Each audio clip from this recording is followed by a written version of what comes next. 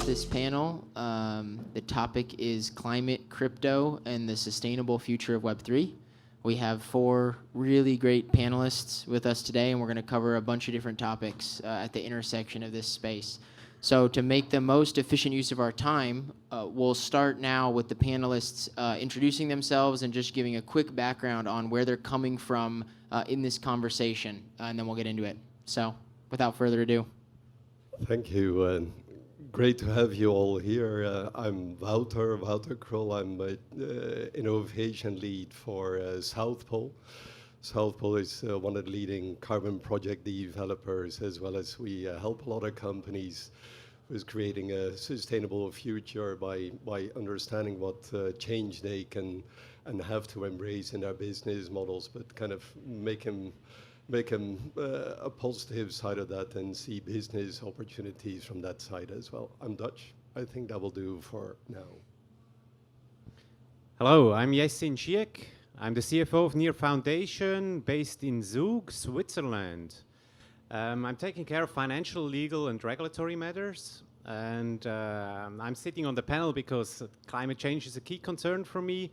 So I've took on the task to take that great technology and help compensate that tiny bit of CO2 footprint that's left with the NEAR protocol with the help of South Pole. And yeah, welcome all. Hi, all, pleasure to be here. I'm Emiliano, CEO of RAIZ Vertical Farms. We're working, as the name says, in vertical farming and integrating blockchain as we see as a driving force to have a more accountable impact. Hey, good morning. I'm Fred, CEO of the Open Forest Protocol. So coming from a scientific background, environmental consulting for a long time, and now going to blockchain with an awesome project on trying to help people on the ground, restoring land, reforesting in a sustainable way, conserving forest, and making that possible with blockchain. Further details probably after the speak. Thank you, guys. So first question, I'm actually going to direct to Wouter, who's going to be giving a little bit of an insight to what exactly is the problem here. So we want to set the stage for everyone to kind of all understand the gravity of the situation, and then also hopefully that provides context for why the climate industry is increasingly interested in the blockchain space. So, Wouter. Thank you. And you introduced the question already, so I'm prepared to answer it. But I'm going to answer it in a way that, for me, is somewhat, meaningful. We've heard so many stories about the impact, the bigger kind of doom and gloom scenarios about the world, and us lagging behind the kind of targets of offsetting. What I would like to do is kind of bring it a little bit more closer to our personal home and our personal experience, which is a little bit like this. And I found it quite telling when a colleague shared that to me on a Tuesday morning at 6:00 a.m. when we're out in Tuscany for an offsite, and someone decided to take us out for a walk at 5:00 in the morning. So you got to imagine the following story at 6:00 a.m. somewhere on a hill in Tuscany, and the guy says, if you want to embrace what it means, the 2 degrees and the 3 degree scenarios that are coming our way, which, we're not really steering away from hard enough at the moment. If you take the hottest summer you can imagine you ever experienced in your life, if we're going to go to 2 degrees, more or less, it's going to be every 6 to 8 years, we're going to have a summer like that. So that's going to be 40 plus degrees with all the impact and all the side effects that are there. When we go to 3 degrees, that will be every other year. Every other year it's going to be that 40 plus degree summer, and it's going to impact everything we do on all the spin-off effects that are there. So I think it's good for us to kind of take it home in that way, because some of the other things kind of speak to us, but they don't, because we heard it so often, and therefore it's a little bit, I understand it, but does it really hit home on that way? The other thing that it does for me really is when I joined South Pole, Pandora's box opens up, right? It's kind of like, I'm going to fly to Bali. Not. I'm going to buy a new car. Not. I'm going to buy a new mobile phone. Not. I'm going to do a refurbished one. Pandora's box opens for me personally also with 2 kids in an age where it matters. So for me, that means not kiting somewhere far away, but going kiting in France, doing a little bit more bicycle holidays and these kind of things. So it means on a personal level that, yeah, we got to make the choices that I needed to be able to do that. And that's something I would advocate for everybody to be able to do that. Because the hard thing about it is it's a large change process. And that's the hard thing, you know, there's so many different ways on how we can mobilize. It's hard rules, it's the stick and the carrot, and so many different ways that we really need every possible means to be able to make that shift and to help us mobilize behind that idea and kind of put that idea into action like that. So that's what it means for me. And that's what hopefully it will mean for some of you as well after we've had our chat today. Yeah, thank you so much for that. I think something that stood out from what you're saying is really the need to reimagine how our systems work, right? A systems change, a paradigm shift in how different inputs interact with each other. Fred, I wanted to ask you, coming also from a climate background, you previously had an NGO that focused on forestation, reforestation, but you were driven to be interested in blockchain because you thought it could help enhance the industry in some way. Do you want to talk a little bit about what was the underlying value proposition that you saw from blockchain? What was valuable in moving out of just pure climate into this new crypto climate intersection? Yeah, of course. I think it's not completely related with the NGO we still have, but it's also related to basically the way we do business as a whole. And I'm coming from the consulting industry as South Pole is also, and basically in this industry and in most industries you kind of tackle one problem and then you go to the next and you redo it. You can take lessons from the first experiment and then you did again and again. So it's a siloed approach to every problem. And with the NGO, we had the same problem. We're helping one project and the other one and the other one. And if you want to really help them in a consistent way, you just spend a lot of time and energy re-explaining things, redoing everything from scratch. And then that's how, with this angle, I was thinking on how could we, try a way to not do that again and again. And I think kind of the way I went to blockchain was with this spirit of, hey, how can we apply this new technology to basically have maybe a standard, something more standardized, but also that will help people that have not access to technology at all, that you don't have time to reach out to them, you don't have enough resources to help them out. So that's kind of the angle I took to access blockchain. Getting in. Yeah, I think, Yessin, your input here is also probably going to be pretty valuable. So, having a pretty deep background in the crypto space and also at the same time being passionate about climate, what do you tell people when they're interested in the value proposition of using something like a blockchain for a climate purpose, right? We hear words like immutability, we hear words like transparency, we hear things related to carbon offsets. In your mind, what would you say is really the value of using a distributed ledger for climate initiatives? Yeah, I want to put this a bit into perspective to the history of blockchain. And so with Satoshi Nakamoto's Bitcoin, we had really the first proof of work protocol, which with the idea to have a decentralized money. Then we had that moved over to more a decentralized gold sort of thing, becoming a digital gold, and gold is highly polluting. So because you have to melt all this gold, I think it's like 3 times or 4 times worth from a carbon footprint than Bitcoin. And in that sense, Bitcoin is already a progress over gold, definitely, and comes with a lot of properties which are favorable over gold. And it's technology that brings us that. But then that technology shouldn't stop right there. And also Bitcoin is evolving with these layer 2s coming on and allowing new applications based on Bitcoin. But progress is quite slow still. And then we had Ethereum evolving, which is a programmable digital money, right? With Vitalik Buterin's ideas around that.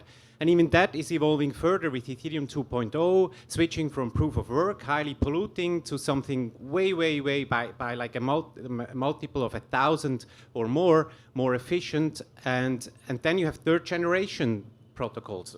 Eventually, Ethereum 2.0 will be there, but you also already have protocols out there which can provide that. So no wait for that. So that's near. A proof of stake protocol, highly efficient, and then it takes very little to make it carbon neutral. And suddenly you have a tool which is allows people to collaborate in a decentralized way where nobody has to trust each other. It's a global tool. It's a world computer where people can plug in to start solving a global problem, right? And that's where the innovation starts. And also by being climate neutral, the interest of people doing projects is there for blockchain. Until now, it was just highly polluting. It's just replicating gold, slight improvements, and now we have this radical change where technology leapfrogged us into the future. And thinking people don't want to waive comfort, right? They still want to have a comfortable car. But I don't like this Lambo attitude where people like, hey, when Lambo? I think we don't need Lambos. It's great for a joke, but if every human being drives a Lambo, I mean, it's a dead planet pretty quickly, right? But we want to have a comfortable car. We want to get from A to B. As a little boy, I also liked Testarossas. I was more into the Ferrari Testarossa of the 80s, right? But I grew up, and I want to do something meaningful in the world. And so I think blockchain technology can help in this regard. And so we should think like, how can we use the tool? What should we strive for to make this a better planet? And so that's definitely a technology to look at. And I liked how you kind of charted that history, because where it leads us to is now almost this like tipping point where you're seeing the emergence of a lot of different use cases of climate-friendly Web3 software products, right? And I wanted to ask you, Emiliano, coming from the angle of vertical farming, where do you see the capacity to incorporate some type of distributed ledger or crypto economy for improving the way that you guys do business? Sure, just giving a bit of context on what vertical farming is and why we're doing it. You might know that agriculture is one of the biggest emitters in terms of CO2. So by integrating hydroponic solutions and technology, we're able to reduce those emissions, right? So the way we look at incorporating blockchain is, amongst the different other aspects, is quantifying the impact that we can reduce and transforming hydroponic systems into investable assets, right? So we can incorporate DLT or blockchain within different kind of stuff, but also, for example, providing traceability and accountability for our processes and for our final products, which are the plants, right? For example, we can track from seed to table or to final harvest. We can also track how less land, water, and emissions are done in comparison to regular agriculture, right? And moving ahead, for example, one quick experiment we're doing, our first validation, we're working with Near and Mintbase is creating a plan FT, right? So that's a term we coined this just plant NFTs, so creating the digital artworks representing the plant that are actually attached to sustainability metrics, as the ones mentioned, that encompass the impact reduction of that specific plant. And there's other kind of applications that we can develop, and we're excited to work with the amazing panelists here and also other corporations. Yeah, fantastic. I think what I take away from your answer is that what a distributed ledger really inaugurates is better information management and also better value management. And I think as the on-chain world grows, you can imagine how that information and value can be harnessed into other on-chain products. Wouter, I wanted to ask you from the position of South Pole, especially when you're looking at the landscape of future technologies, where blockchain is one of these future technologies. How are you guys looking at this landscape that's emerging as a legacy system that's been in this space for decades and knows the game pretty well? Well, of course, it's my 600 colleagues who've been in that space for a long time, like I said yesterday, but happy to kind of speak to it from my perspective as being responsible in South Pole to help us scale what we do, which we really do from a way of kind of making sure we can make the impact and help kind of achieve the targets that we all set. And for me, we're looking at ways of monitoring and aspects of satellites being able to contribute to monitoring the projects. But really, for me, it's in the context, again, about the change context. How can we really trace to a lowest level any change that's happening and feed it back to the people who are actually making those change, as well as kind of quantifying the benefits of those projects and those impacts that they've had on a really granular level. One is it will help kind of allocate the value to the people who've made a difference.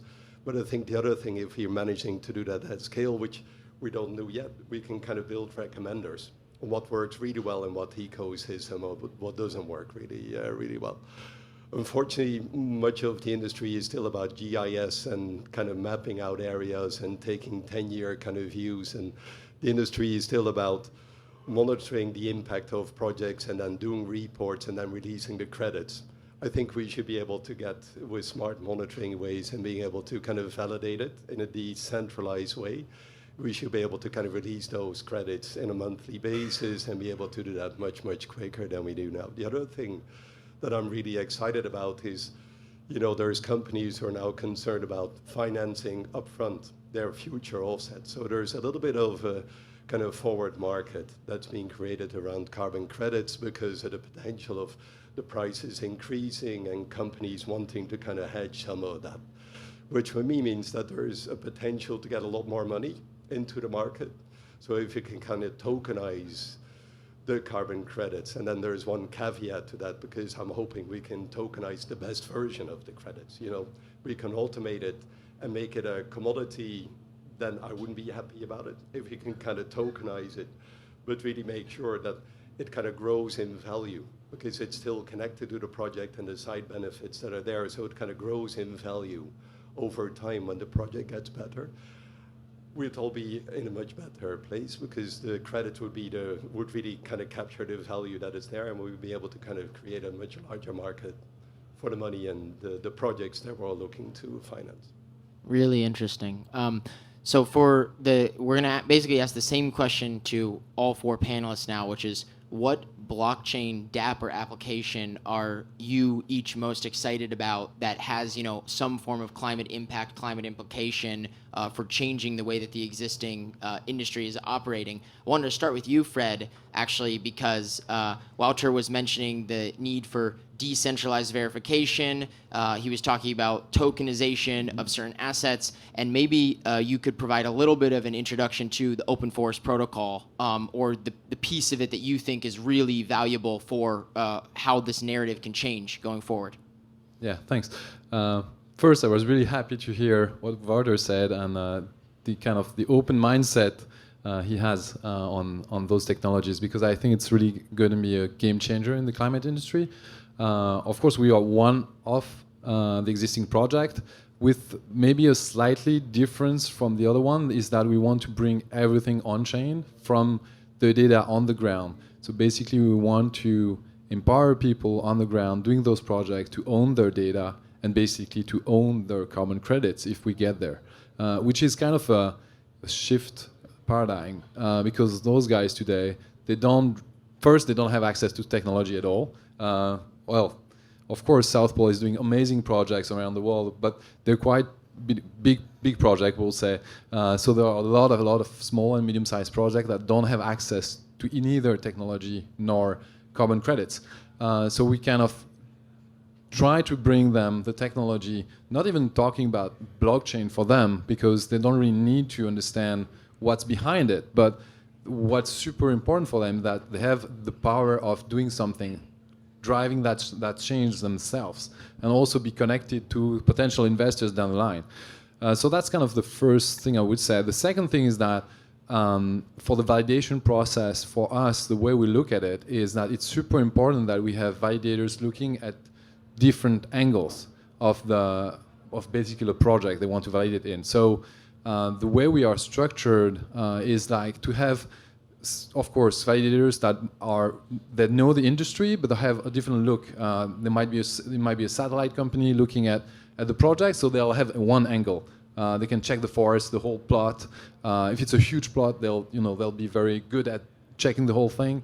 You might have some other NGOs in the same country or in the same next region that will be checking the next door project. You'll have eventually down the road people walking by checking the project. Why not?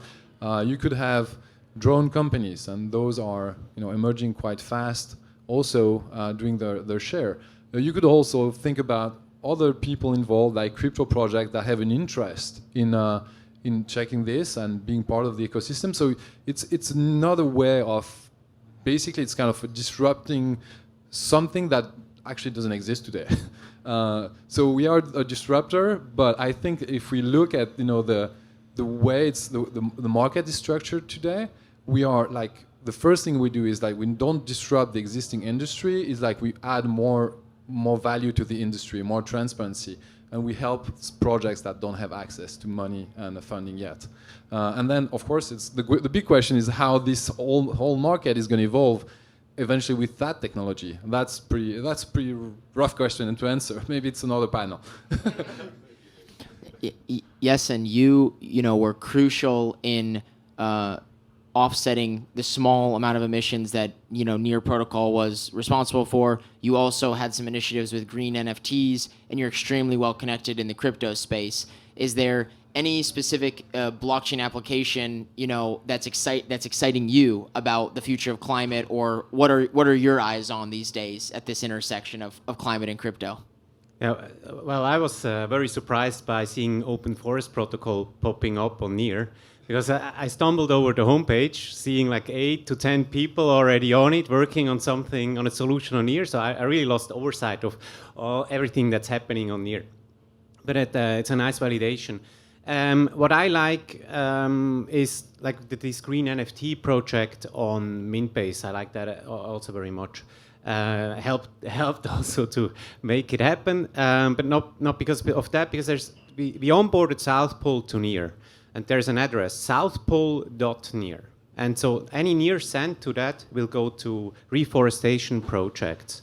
And so the artists on Mintbase, or a group of artists, volunteered to create artwork where 50% of the sale proceeds and the royalties over the lifetime of these NFTs go to southpole.near. 50% of the royalties are then given up, and that these trees are planted for that. And it's really simple, for example, for ESG projects, or want to have like meet ESG standards. Whatever they do on blockchain, they could measure their carbon footprint and then direct, when they do transactions on Near, direct a certain amount just directly to southpole.near. As simple as that. So you can have smart contracts, which whatever they do, 20% of what's coming in, or for every transaction, half a Near or a stable coin is directed to southpole.near. And southpole.near goes on and offsets CO2. It's a really simple solution, and you can apply that to any project building on top of Near. And then you have a lot of projects who are interested to offset their carbon footprint. And I really like how South Pole is open-minded and wants to find ways and collaborate on a way to do that, to assess the carbon footprint in a very simple way. So what we need is oracles, and eventually we have a conversion from like proof of work, which is like a proof that energy was burned, to proof of stake, which is sort of carbon neutral, to like proof of trees planted. Right? That's the evolution, so that people are rewarded for planting trees and not for burning energy. I think the image you gave of the flow of value between any NFT or even dApp for that matter into an address using a smart contract is very indicative of things to come. Right? We're quite literally on the frontier of this new industry that's just sprouting, where the value from all the different existing products on chain can find a sustainable home if the creators or the artists or the people behind it, are interested in that way. This next little mini segment I wanted to talk about was on the topic of industry disruption, and I wanted to start with Emiliano, using blockchain with vertical farming, kind of harnessing Web3 technology with an already, it's a disruptive focus, farming vertically versus farming horizontally. How do you look at yourselves as disruptors leveraging these technologies, and is there a timeline on when you hope that a tipping point's achieved where people really start to pay attention? In terms of timeline, I think 1 to 2 years, or we're seeing already mass adoption, and mass adoption is near. But wanted to touch a bit on what was mentioned before in investable assets and investing in future impact, right? And that's also somewhere we want to drive, and we haven't seen that yet in the vertical farming ecosystem. So imagine tokenizing a vertical farm, right? Oh, not only one hydroponic system, but a whole vertical farm. Then you can yield farm in the real sense, right? So you can create a bridge between the physical and the digital world. So we're farming, but we're also generating yield for investors that hold the tokens and can actually create a revenue out of each plant grown or of each harvest batch, right? Or batch harvested. So that's something we're really looking to drive, and as mentioned before, quantifying the proper impact. So that's something we're seeing, and we invite also other vertical farms to join that, right? And are you guys like the black sheep of the vertical farming industry? Are they kind of like, these guys are into crypto, or is it more like is it a trend where they're like, oh, that's kind of cool? I guess we're spearheading a bit. To be honest, we hadn't seen that yet. I myself created a blockchain lab a couple of years ago back in LATAM. So then we were invited into NEAR, and we thought we think it makes perfect sense, being, as mentioned, proof of stake, then working with South Pole, being carbon neutral, and that's also our goal as a company and in vertical farming. So reducing the emissions and just bridging that digital and physical world. I think it's where we're going and where we want to push, right? In terms of being the black sheep, hope not, and definitely, or even if we are, we definitely hope to inspire other vertical farming companies to join. Perfect. So staying on the topic of disruption and kind of a disruption mindset, it's quite funny to look at where Bitcoin was and where Bitcoin is today. And I'm curious to see both Wouter and Fred, your opinions on how a similar narrative might be emerging for the role of carbon or carbon certifiers in the on-chain world. So, from the legacy system, how should they kind of approach this new disruptive world? Is it a positive-sum game? Is it a zero-sum game? What can we expect in the coming months to years as new products and dApps emerge that really challenge existing business models? I'll let you lay down. Okay. And then I'll respond. You're going to lay down the disruption. So yeah, I'm in the seat of someone who didn't believe in blockchain 3 years back, to be honest. So I didn't see any application 3 years back, but when you think hard about a problem and how to solve it, then suddenly, for some applications, I'm not saying all applications can be applied with blockchain, but some applications really make sense. And for this one in particular, if we talk especially now of the voluntary carbon market, maybe climate is a bit broader, but the voluntary carbon market is a market that is really, really difficult to navigate. There are some big, nice players, and they're here. They are really recognized for that. But there are also a lot of other players where you don't really, you don't really know what they do. You don't really know why the price is at that price. Why, where's the money going? So it's really hard to navigate. And I think bringing transparency is kind of the key element to driving the change, because once you have this transparency, then you can have people deciding on what they want to do with their money, where they want to invest it, and they have basically this money is driving change. Because if you want to invest it, and I'm taking a very concrete example here, we wanted to, on a mission, we wanted to support an NGO in, I think they were in Peru, replanting trees. And we talked to them, and they were not so keen to work with us. And we found out that their business model was they were accepting donation for planting trees. And on the other side, they were selling carbon credits. So I was like, okay, so I give you money for planting trees, and then basically that money is being used for selling the same carbon credits to some other people that don't know that I've been donating money for. So it's kind of it's not like cheating, but it's not transparent. That's my point. And I think with a system like blockchain, you won't have those problems. You won't have double accounting. You will know where your money goes. You will have a completely ownership of what's happening. And I think that's kind of the main game changer. I could talk for a lot longer on specific issues, but that kind of set the stage, and maybe you can reply to that. I think so.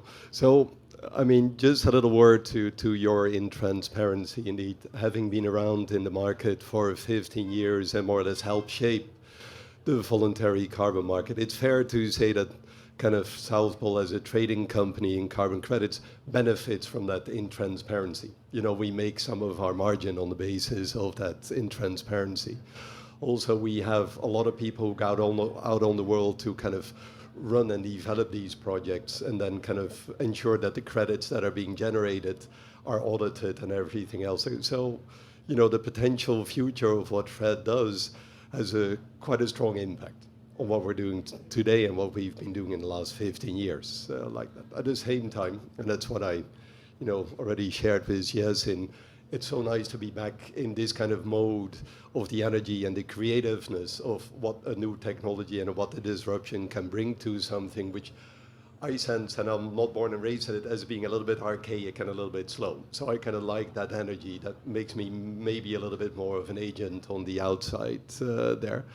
It brings the personalities that says, okay, now let's challenge this. But deep inside, if you would ask me how many people in South Pole are kind of aware of the potential disruption that is taking place, how deep that will go, I cannot mention lots of my other 600 colleagues, right? A lot of people speak about it, they kind of have a broad picture about it.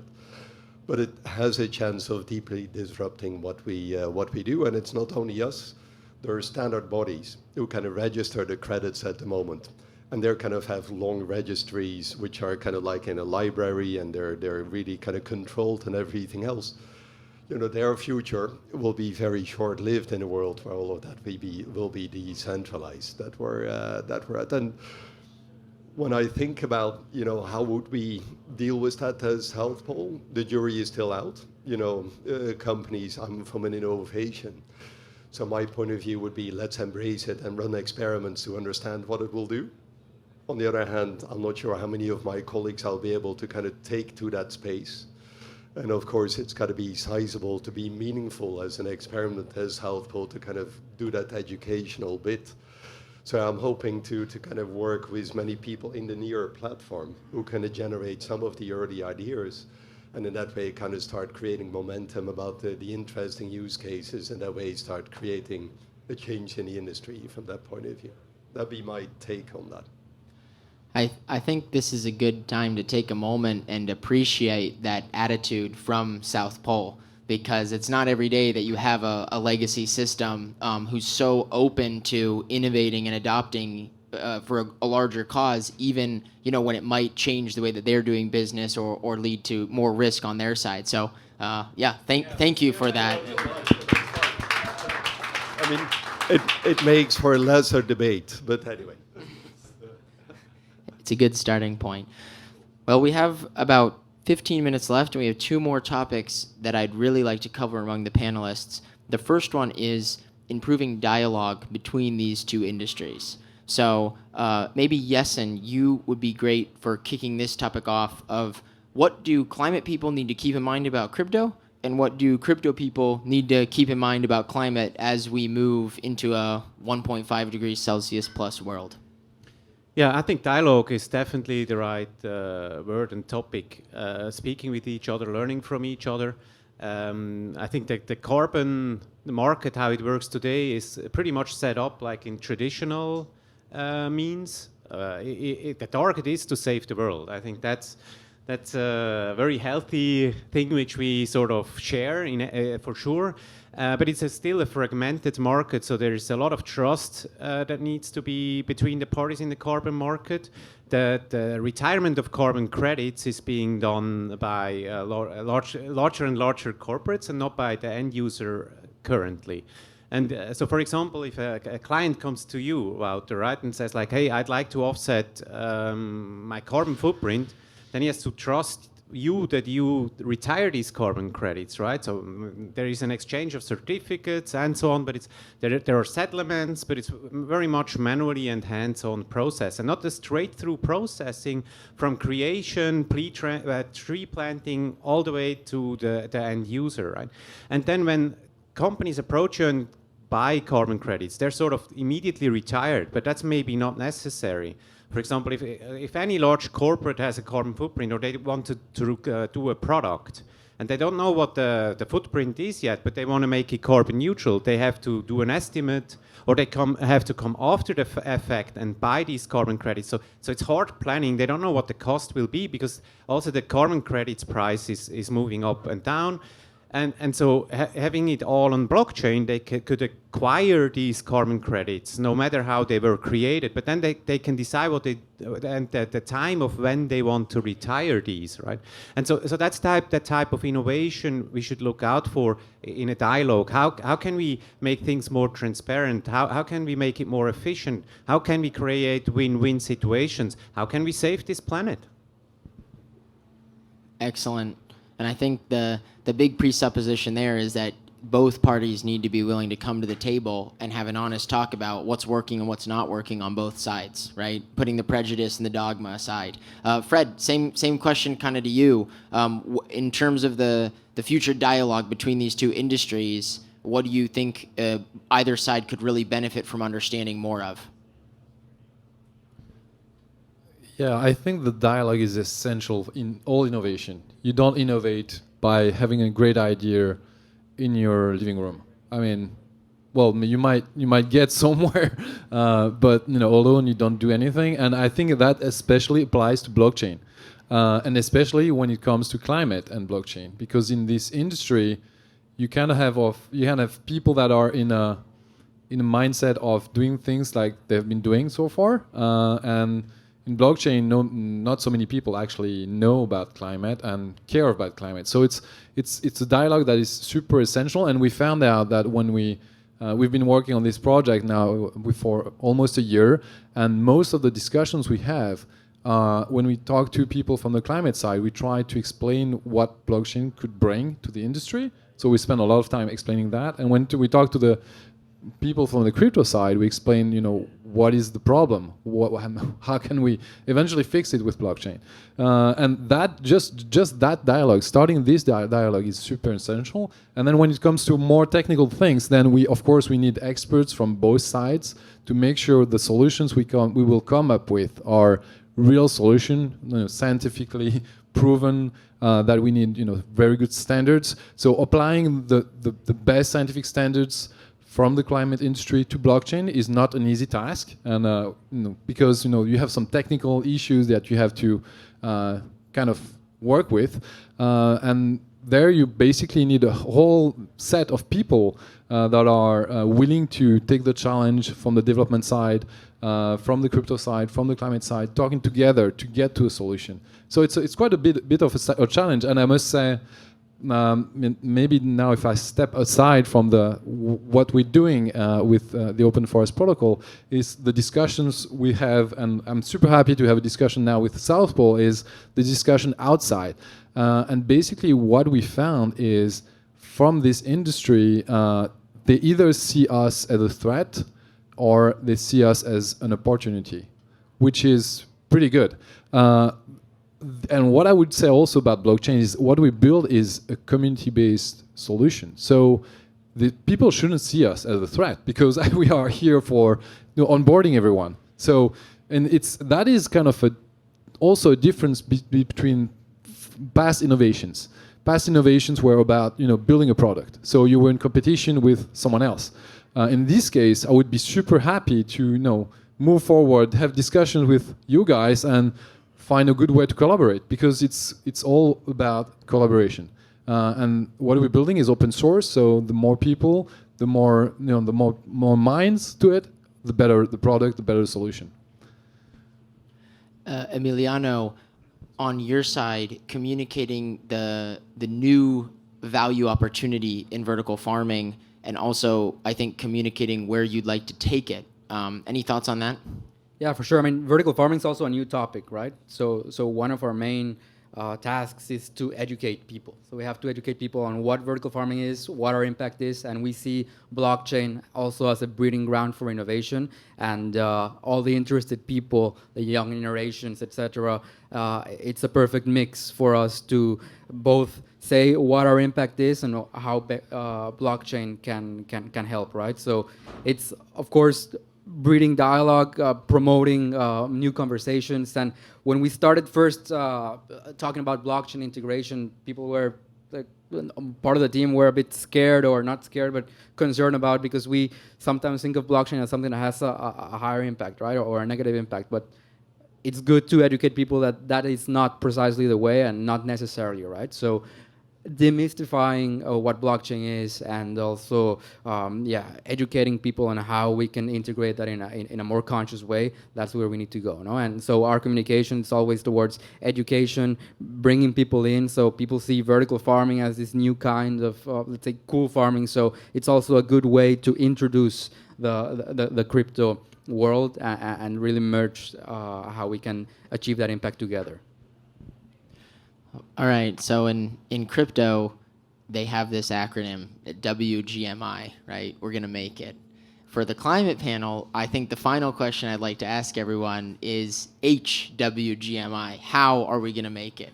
So for you four here, the question is, what needs to happen going forward? How can people get involved? How do we turn all of this theory and talk into action in a way that really has a sizable impact on the trajectory of our planet?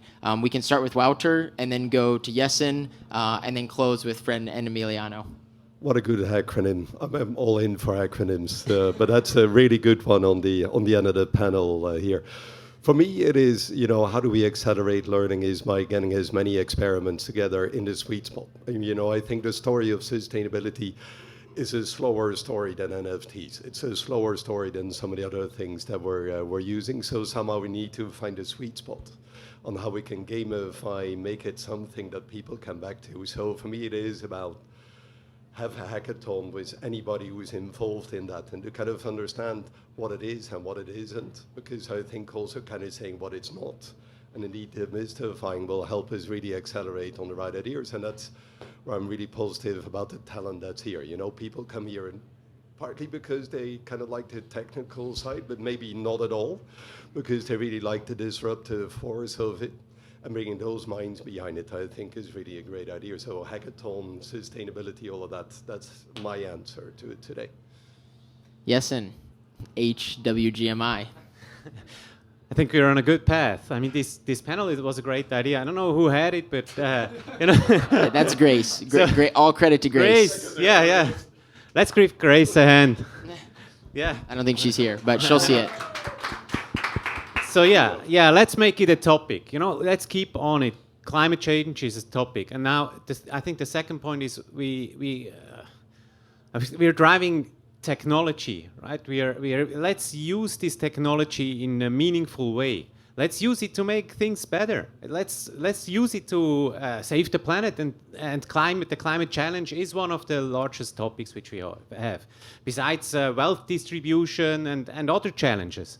And the community aspect, I really like that. The world is human mankind is a community. Let's approach it like that. So yeah, thank you. Let's drive this paradigm change. Drive the paradigm change. All right, Emiliano and Fred, your thoughts. Sure. For me, it's about aligning incentives, right? So people are not just going to adopt it just because it's a good technology, but we have to align both financial, economical, and social incentives to actual people adopt both on our end, our products and our technology, and accept what hydroponics products are, but also using blockchain as a tool for good, and actually, having some DApp or something that actually makes sense to use, makes the experience more accessible, and provides value for the final consumers. That's the way I think we're going to make it. For sure, incentive alignment. Fred, to close out the panel. So for me, two things. First, it's a mindset thing. So talking to people, be open, accepting ideas, continuing the conversation, that is really, really key. And the second thing, I think it's even more important, is the power of the crowd. So basically, people using the technology at some point. And when they use the technology, they will suddenly realize, okay, I'm in charge now. I have my data. I do whatever I want. I want to sell a carbon credit, I do it. I don't want to sell a carbon credit, I don't do it. Whatever the price I want to sell it, I decide. So that is super important, and to give basically the power back to the people somehow, especially in this industry that, there is a huge impact possible ahead of us. So I think that's really how we're going to make it. Yeah, I'd like to leave everybody just with the final big presupposition of everything that we've been saying is, Near Protocol, South Pole, Open Forest, RAIZ Farms, we're presupposing an on-chain future, right? We're presupposing a future where your value, your information, your communication is primarily operated on-chain. And I think that's really the basis for a lot of this disruption. So with that presupposition in mind, thank these 4 panelists for the fantastic information. And thank you guys for coming and sitting in and watching us.